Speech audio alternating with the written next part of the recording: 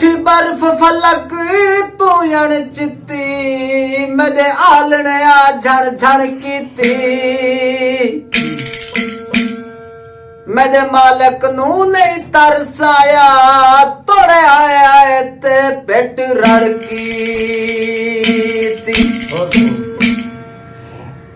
खुश हो के सारे बदल उठे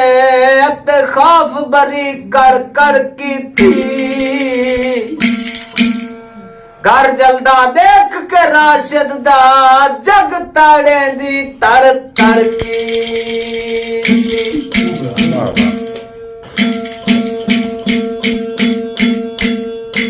अजीब किस्मत को फेर लग गन दुखा ते दर्दां दे ढेर लग गन सादी जो किस्मत हरण दी दे रही कि नहीं दे किकरे को बेर लग गन